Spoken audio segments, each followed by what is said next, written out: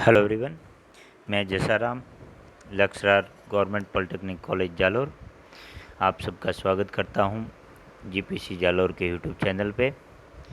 Last classes में अपन ने industrial utilisation में पढ़ा था, टाइप्स ऑफ ड्राइव्स के बारे में पढ़ा था और उनके एडवांटेज डिसएडवांटेज के बारे में पढ़ा था। और अपन ने पहली क्लास में ये भी पढ़ा था कि इलेक्ट्रिक ड्राइव के क्या एडवांटेज है मैकेनिकल ड्राइव के कंपेयर। आज अपन पढ़ेंगे characteristic and application of various types of electric motor. इसके बारे में अपन देखेंगे। तो अपन नॉर्मली ऑपरेटिंग कंडीशन में यदि देखें तो जो इलेक्ट्रिक मोटर है वो विभिन्न प्रकार की कैरेक्टरिस्टिक दिखाती है। जो अपन कैरेक्टरिस्टिक पढ़ेंगे वो अपने पास में होगी स्पीड टॉर्क कैरेक्टरिस्टिक, इसके बाद में अपन पढ़ेंगे स्पीड करंट कैरेक्टरिस्टिक, और उसके बाद में अपन जैसे लॉसेज है, इफ़िशियंसी है, मैग्नेटिक करंट होती है, पावर फैक्टर एक इसमें और फैक्टर होता है। ये सब चीज़ों का अपन को ध्यान होना ज़रूरी है। उसके बाद ही अपन उसके अकॉर्डिंग कि कौन से एप्लीकेशन में कौन सी मोटर यूज होगी उसका अपन सिलेक्शन करते हैं। इसके अलावा भी बहुत से इसके कैरेक्टरिस्टिक होती है, जैसे टेम्परेचर राइज है, इंसुलेशन स्ट्रेंथ वगैरह है, इनको भी उनके अकॉर्डिंग होनी चाहिए। तो अपन यदि इलेक्ट्रिक मोटर देखें तो यहाँ पे वेरियस टाइप की इलेक्ट्रिक मोटर है। ब्रॉडली अपन यदि क्लासिफाइड करें तो दो टाइप की अपन कर सकते हैं, एक डीसी मोटर होती है और एक होती है AC motor. They are used according to their specifications and usages. उसके स्पेसिफिकेशन के अनुसार ही अपन उसको यूज करते हैं।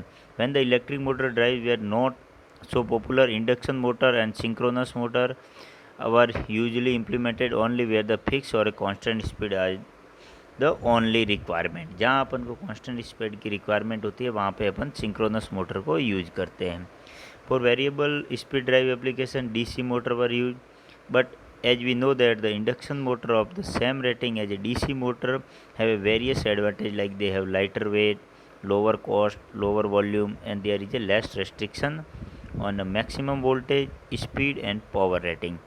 अपन यदि सेम रेटिंग की एक मोटर की कंपैरिजन करें डीसी मोटर का इंडक्शन मोटर के साथ में यदि कंपैरिजन करें तो जो अपन की इंडक्शन मोटर है उसमें अपन को ज़्यादा एडवांटेजेस दिखते हैं, जैसे लाइटर वेट का हो गया, लोअर कॉस्ट भी होगी, उसके अलावा वोल्टेज स्टेबिलिटी वगैरह उसके बारे में अपन देख सकते हैं। तो इन सब रीजन्स की वजह से अपन इंडक्शन मोटर को आजकल डीसी मोटर की जगह ज़्यादा यूज़ करने लगे। स्टार्टिंग में क्या था कि इंडक्शन मोटर नहीं होती थी अपने पास में, इतनी टेक्नोलॉजी अपने पास में विकसित नहीं थी, तो अपन डीसी मोटर ज़्यादा यूज लेते थे। आजकल जैसे स्पीड कंट्रोल वगैरह है वो ज़्यादातर पावर इलेक्ट्रॉनिक्स इक्विपमेंट्स आने के बाद में उसके से ज़्यादा इफ़िशियंट हो गई है इंडक्शन मशीन, एसी मशीन हैं as compare to DC machines. तो अपन टाइप्स ऑफ डीसी मोटर्स पढ़ रहे हैं। सबसे पहले इसमें अपन जो डीसी मोटर्स है उनका क्लासिफिकेशन देखते हैं। वैसे आपने मशीन की क्लासेज में डीसी मशीन्स में पढ़ा होगा ये सब, इसका यहाँ पे अपन इतना ज़्यादा डिटेल में इसके नहीं जाएंगे, अपन ब्रीफली ले लगते हैं।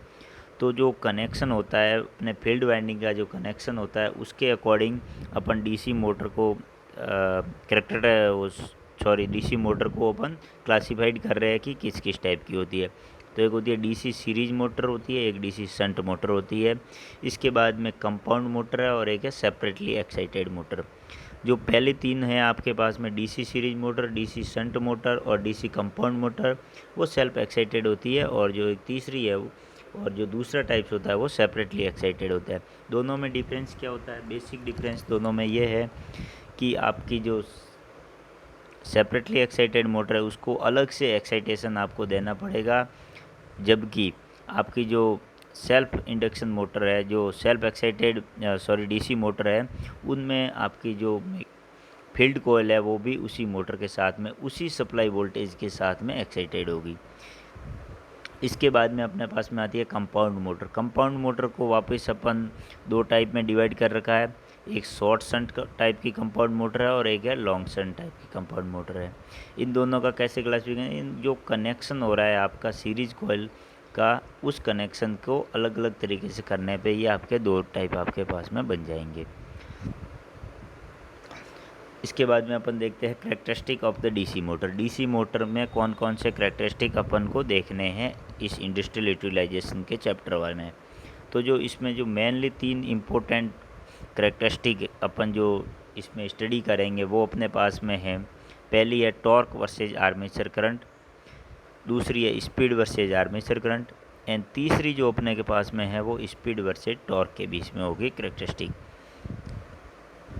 इसमें टॉर्क वर्सेज आर्मेचर में अपन एक ग्राफ लेंगे, जैसे टॉर्क जो है आपका वो आर्मेचर करंट के साथ में कैसे वेरी हो रहा है, उसका जो बीच का दोनों का जो ग्राफ है वो उसके बारे में पढ़ेंगे। सेकंड अपने पास में स्पीड और आर्मेचर करंट का है, आपकी जो स्पीड है वो आर्मेचर करंट के साथ में लोड करंट के साथ में कैसे वेरी करेगी उसके बारे में देखेंगे। और लास्ट वाला है वो स्पीड और टॉर्क के बारे में, आपकी स्पीड और टॉर्क के बारे में ये अपन पढ़ेंगे। These are explained below for each type of DC motor. These characteristics are determined by the keeping the following two relation in the mind. ये सब आपने मशीन में पढ़े होंगे, कैसे रिलेशन आए ये अपन ज़्यादा यहाँ पे ध्यान में नहीं देंगे। अपन जो रिलेशन है आपको ये याद करना है, जैसे T proportional to phi dot I A होता है। फाई यहाँ पे क्या है, फ्लक्स है, और आई ए है आर्मेचर करंट। अब यहाँ से आप जैसे आगे बढ़ोगे तो आपको देखना है कि फ्लक्स किस पे डिपेंड करेगा, तो फ्लक्स हमेशा प्रोपोर्शनलिटी होता है फील्ड करंट के, आई एफ के। तो आप इसको ये भी लिख सकते हैं कि टी ए जो आर्मेचर टॉर्क है वो प्रोपोर्शनल होगा फील्ड करंट और आर्मेचर करंट के। इसके बाद में सेकंड जो आपका बन रहा है रिलेशन, वो क्या बन रहा है, speed is proportional to E B divided by phi. E B यहाँ पे क्या है, बैक ई एम एफ है, back induce E M F है, और फाई यहाँ पे फ्लक्स हो गया। तो फाई को आप वापस फील्ड करंट के रेस्पेक्ट में ले सकते हो। तो जो आपकी स्पीड है वो फ्लक्स के इन्वर्सली प्रोपोर्शनल हो जाएगी, और जो आपकी बैक ई एम एफ है वो डायरेक्टली प्रोपोर्शनल हो जाएगा। ये कहाँ से आता है, आपने इंड्यूज ई एम एफ का फॉर्मूला देखा होगा, वहाँ से ये निकला है। इंड्यूज ई एम एफ बराबर होता है फाई जेड एन पी। तो वहाँ से आपको एन को एक तरफ रख लो और दूसरी चीज़ों को दूसरी तरफ आप लेके जाओगे, तो वहाँ से अपने पास में ये रिलेशन आ जाएगा। वहाँ पे पी और जेड वगैरह आपके कांस्टेंट हो जाएंगे, और 60 ए भी कांस्टेंट हो जाएगा। तो अपन लिखेंगे तो speed is proportional to back E M F divided by generated flux, जो आपका फ्लक्स जनरेट हो रहा है उसके इन्वर्सली प्रोपोर्शनल हो जाएगा। अब अपन इसके बाद में जो आपने अभी जो इक्वेशन अपन दोनों देखी है वो कहाँ से डेराइव हुआ है उसके बारे में ये बता रखा है। तो ई बी अभी मैंने आपको बताया था, ई बी बराबर फाई जेड एन पी होता है डिवाइडेड बाय 60 होता है। और जहाँ पे अब कोई भी मशीन की आप रेटिंग लेके देखोगे, कोई मशीन यदि एक बार उसका कंस्ट्रक्शन हो गया, एक बार मशीन पूरी तैयार बन के होगी, तो इसमें आपके जो नंबर ऑफ़ पोल्स और नंबर ऑफ़ जेड, यहाँ पे नंबर ऑफ़ कंडक्टर्स, और ए नंबर ऑफ़ पैरेलल पाथ होते हैं, ये कांस्टेंट हो जाएंगे। तो यहाँ से आप देख सकते हो कि जो आपकी स्पीड है वो प्रोपोर्शनलिटी हो जाएगी E B divided by phi. यहाँ पे आपका back E M F vary करेगा और यहाँ पे फ्लक्स वेरी करेगा। इन दोनों का जो वेरिएशन होगा उससे के अकॉर्डिंग आपके स्पीड में वेरिएशन आ जाएगा। अब सबसे पहले अपन देखते हैं DC shunt motor. DC shunt motor की अपन तीनों करेक्टरिस्टिक पढ़ेंगे, वैसे ही फिर बाद में अपन डीसी सीरीज मोटर की तीनों करेक्टरिस्टिक पढ़ेंगे, और उसके बाद में अपन पढ़ेंगे डीसी कंपाउंड मोटर की तीनों करेक्टरिस्टिक के बारे में अपन देखेंगे। तो सबसे पहले डीसी शंट मोटर क्या होती है उसके बारे में ब्रीफ इंट्रोडक्शन अपन कर लेते हैं ब्रीफ में, क्योंकि डिटेल्स में अपन यहाँ पे नहीं पढ़ेंगे, डिटेल में आप मशीन में पढ़ोगे। तो यहाँ पे अपन थोड़ा ब्रीफ में आपको आइडिया दे देता हूँ क्या होते हैं। In DC shunt motor the armature and field winding are connected in parallel across the supply voltage.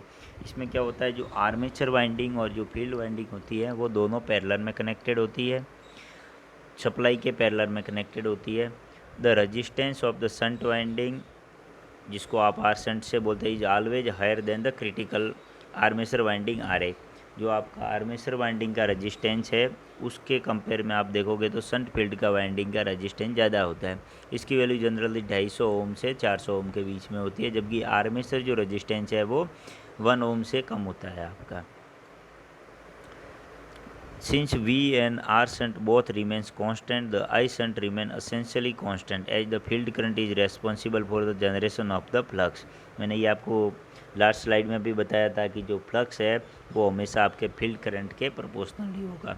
जितनी फील्ड करंट आपके अंदर फ्लो होगी उसी के अकॉर्डिंग आपका फ्लक्स जनरेट होगा। तो आप यहाँ से देख सकते हैं, यदि आपके पास में सप्लाई वोल्टेज कांस्टेंट है तो जो V आपका अप्लाई हो रहा है फिर फील्ड वाइंडिंग आर शंट भी, यहाँ पे आपका रेजिस्टेंस भी कांस्टेंट है यदि किसी वाइंडिंग का, तो आपकी जो फील्ड करंट फ्लो होगी, आर शंट करंट फ्लो होगी, वो भी कांस्टेंट ही होगी, तो आपका फ्लक्स हमेशा कांस्टेंट जनरेट होगा।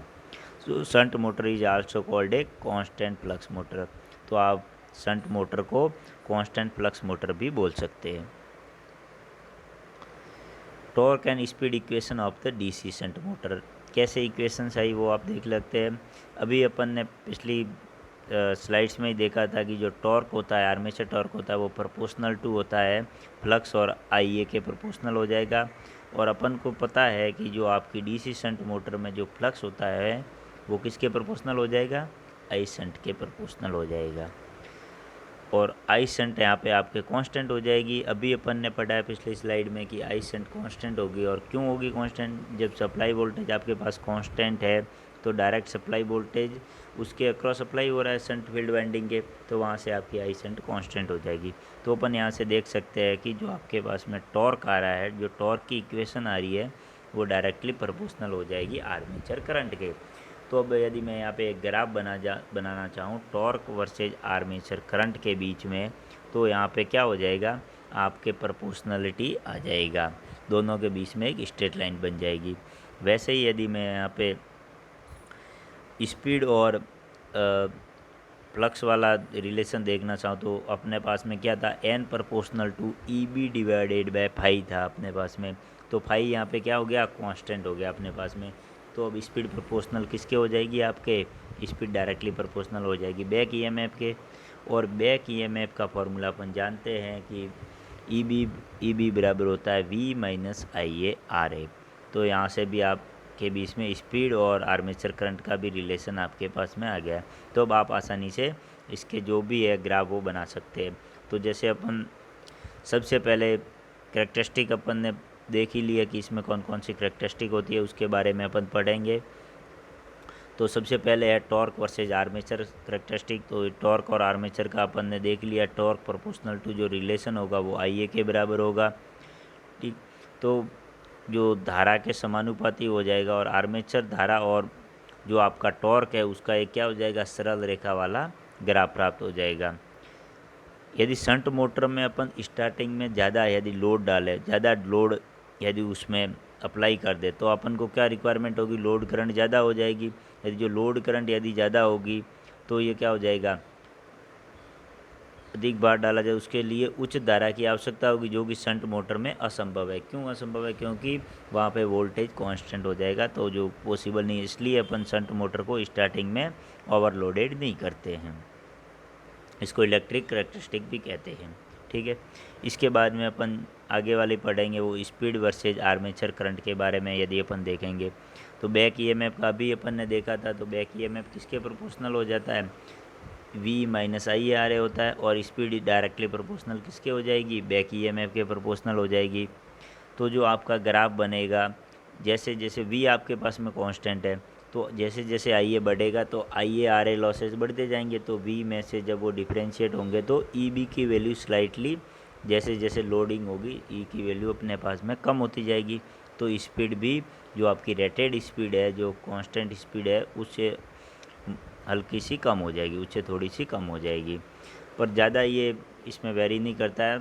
नियरली आप कांस्टेंट स्पीड मान सकते हो, इसलिए शंट मोटर को अपन कांस्टेंट स्पीड मोटर भी बोलते हैं। इसके बाद में आप देखोगे speed versus torque characteristic. Speed और टॉर्क के बीच में यदि अपन ग्राफ बनाएंगे तो एक ये धारा के अनुरूप वक्र होती है, और इसे अपन देखेंगे तो एन प्रोपोर्शनल टू अपी अपन ने पिछली क्लास में पढ़ा था, E B divided by phi होता है, और टॉर्क प्रोपोर्शनल टू फाई होता है। तो यहाँ से अपन देख सकते हैं कि जो आर्मेचर करंट का जो इफेक्ट है वो ई बी पर भी पड़ता है, बैक ईएमएफ पे पड़ता है। तो आई ए के बढ़ने पर क्या होगा, टॉर्क बढ़ेगा, क्योंकि torque proportional to I A होता है, परंतु ई बी घटता है। तो आपका जो प्रोपोर्शनलिटी कांस्टेंट बनेगा E B divided by torque, N proportional to E B divided by जो टॉर्क आपके पास में बढ़ेगा, इससे अपन एक करेक्टरिस्टिक आपके पास में आ जाएगी एन और टॉर्क के बीच में। ये आपके करेक्टरिस्टिक स्पीड वर्सेस टॉर्क के बीच में आप देख सकते हैं। इन दोनों जो आपने पहली वाली करेक्टरिस्टिक पढ़ी थी, टॉर्क वर्सेज आइए और स्पीड वर्सेज आइए, उन दोनों को जब कंबाइन करके आप निकालोगे तो आपके पास में स्पीड वर्सेज टॉर्क की एक करेक्टरिस्टिक आ जाएगी। इसके बाद में अपन देखते हैं application of DC motor. DC motor के एप्लीकेशंस क्या है, कहाँ कहाँ पे यूज लेते हैं। तो मैंने अभी आपको बताया था DC motor generally constant speed drive जो होती है और जहाँ पे स्टार्टिंग टॉर्क कम रिक्वायरमेंट होता है वहाँ पे यूज लेते हैं। तो लेथ मशीन है, ड्रिलिंग मशीन है, ग्रिंडर है, ब्लोडर, कंप्रेसर्स वगैरह जो होते हैं वहाँ पे इसका अपन यूज में लेते हैं। इसके अलावा प्रिंटिंग प्रेस है, मशीन टूल्स वगैरह में भी दिष्ट धारा शंट मोटर का यूज अपन लेते हैं। इसके अलावा फैंस है, कन्वेयर्स बेल्ट जो होते हैं, सेंट्रीफ्यूगल पंप्स होते हैं, उसमें भी इसका यूज में लेते हैं अपन। Thank you everyone for listening. Next class में अपन सीरीज मोटर की करेक्टरिस्टिक के बारे में पढ़ेंगे।